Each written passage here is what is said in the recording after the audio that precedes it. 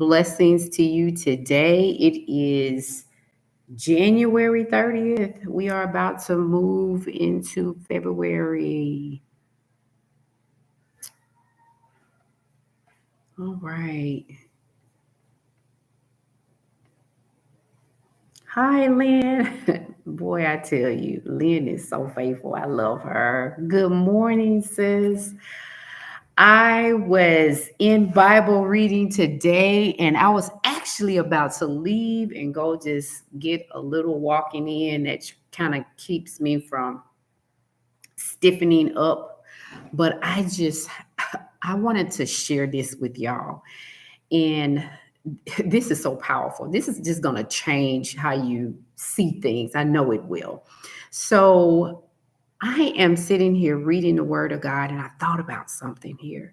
There's something that all of us do, all of us do every single day. And I really don't think that we realize that we do it. It's a habit that we have. And that one thing I'm going to tell you up front what it is that we teach.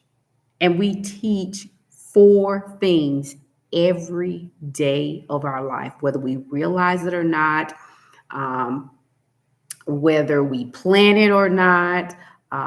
It doesn't matter who we are in front of, what we're doing. We teach even with our mouths closed. So we teach with, how we dress, how we present ourselves. So there's just a plethora of ways that we teach. But I want to tell you the four things that we teach daily. Number one, first of all, let me tell y'all this. This I didn't really script this, so I just got some notes here. So number one is we teach about ourselves. Number two, we teach others about themselves. Number three, we teach about God. And number four, we teach about the world. So that's four different dimensions that you teach people on a daily basis. And Lynn, because you're here, you are a constant teacher because I know that you have a child in the house and she's learning from you daily. You don't even have to say a word. Like I said, our presence speak alone. So it teaches her things. So we teach people about these four different dimensions.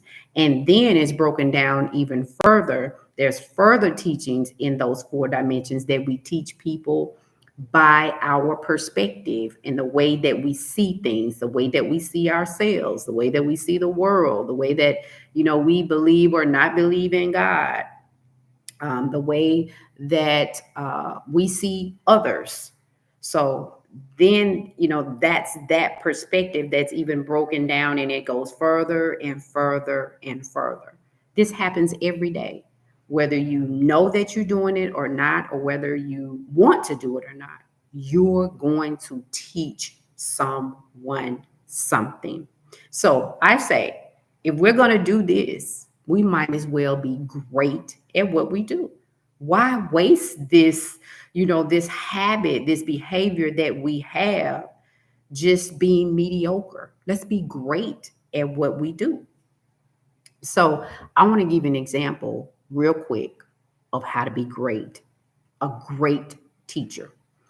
And just to give you a little background on me so that you know that I know what I'm talking about a little bit about teaching, is that I did 20 years in the military where I was a teacher and a leader. And I also taught while I was in the military. I was actually in a classroom where I taught in the military. And after I retired, I was a teacher for 10 years. So I understand a little bit about the perspective of teaching. So I know what a great classroom looks like and a great teacher looks like. And I know what a good classroom looks like and a good teacher looks like. And I also know what a disturbing classroom looks like and a disturbing teacher looks like. So let's deal with the good and the great. So let's go into a great classroom. And I want you to picture yourself in this classroom because I know that a lot of us have sat in some type of learning environment, whether it be in a classroom, a church, some type of seminar, something. We've listened to something online. So that even counts for, a classroom setting. So if you walk into a good classroom, and I want you to imagine yourself being this student. What you're typically going to find, and any student will tell you this, in a good classroom is that student receiving the instructions that they need to pass that topic. Um, they are receiving the type of climate that they need in that classroom. They are receiving the help from the teacher that they need to ensure that the objectives are met. So if you walk into that classroom and you were to grade it, you would say, this is good. They're meeting, they're checking all the blocks, they're meeting everything. The student is getting exactly what they need, the student is receiving. So the focus there in the classroom is receiving the information, not really the student, but ensuring that that information that the student need is there. Everything that they need is there. The resources are there for that classroom to be productive. That's a good classroom. And you even have students that are making good grades in there. But to walk into a great classroom, it's totally different. In the good classroom, the objective was to ensure that the student receives. In a great classroom, the objective is the student. I'm going to say that again. The objective is the student.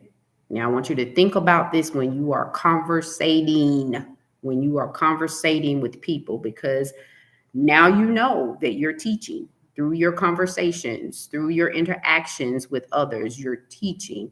So the objective is always the student.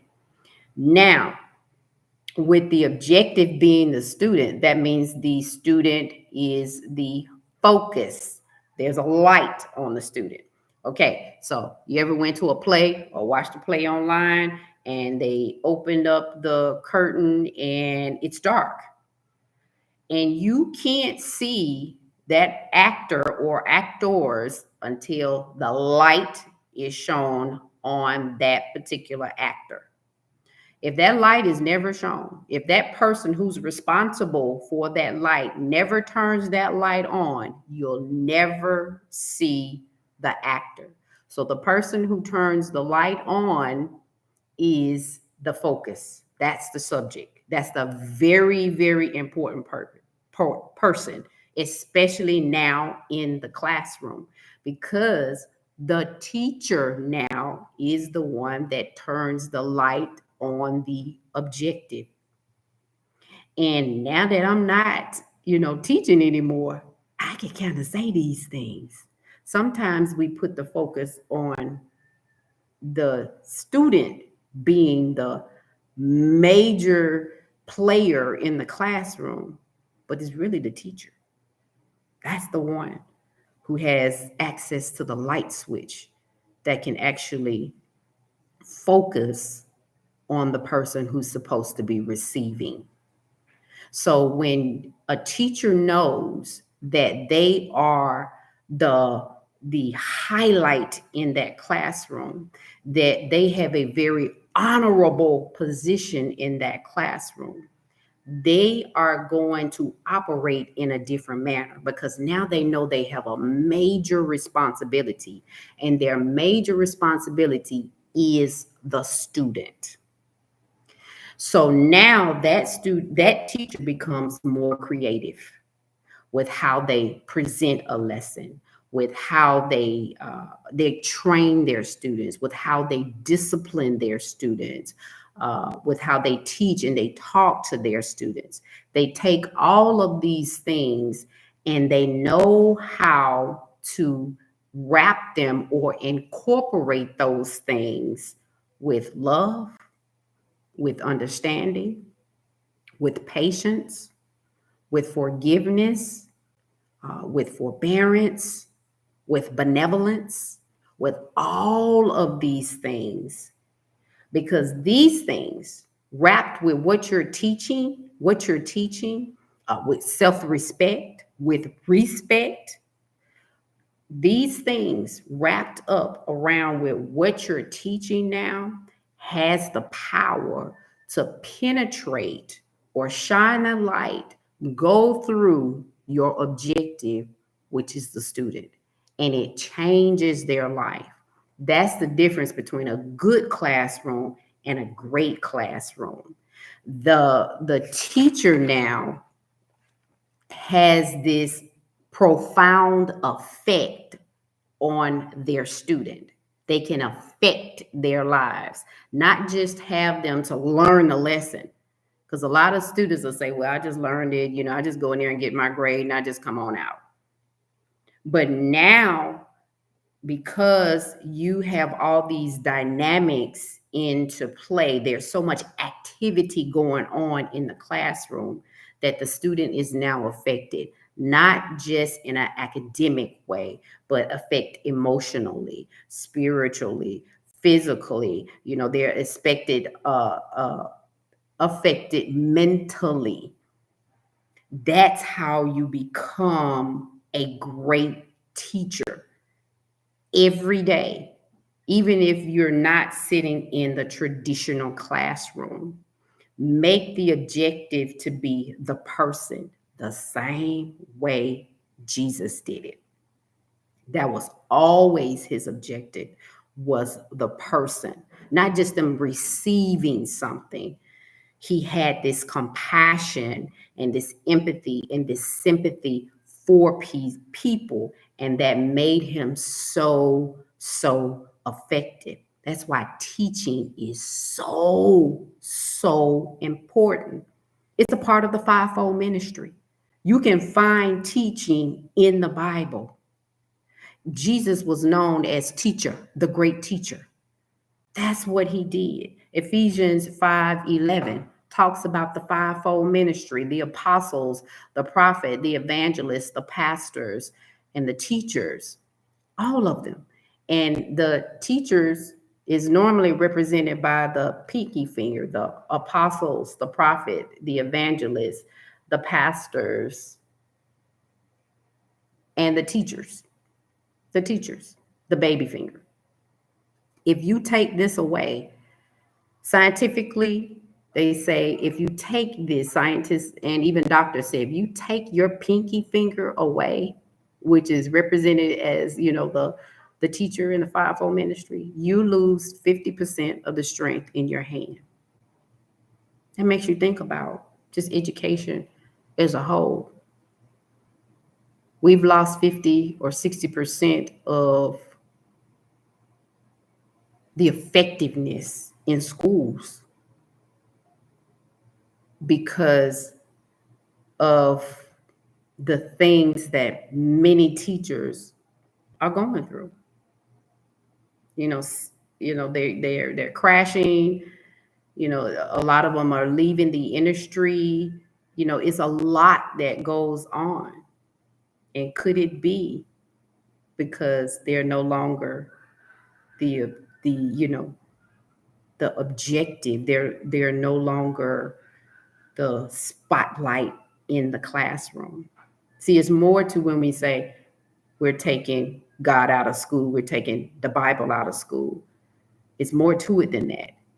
Is are we taking his ways out of school as well? Because when I was in the went to school in the 70s and 80s, teachers were really honored. They really, really were. I mean, to be a teacher was a very, that was a big thing to be a teacher. And you knew it when you walked into the classroom.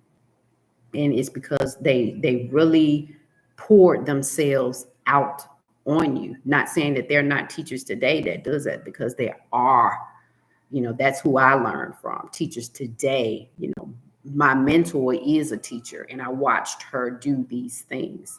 So I'm just saying this so that you can understand it, as well, about how important you are as a teacher. Because every day you live your life as a teacher. So I just wanted to share that before I go out today. I just hope that, it blesses someone, and understand that, to live your life. It's amazing how God has placed this great purpose and responsibility on our lives, and that we should take these things to heart, even, as we live our day-to-day life. All right. Y'all be blessed and love y'all. And y'all have a great, great, great day.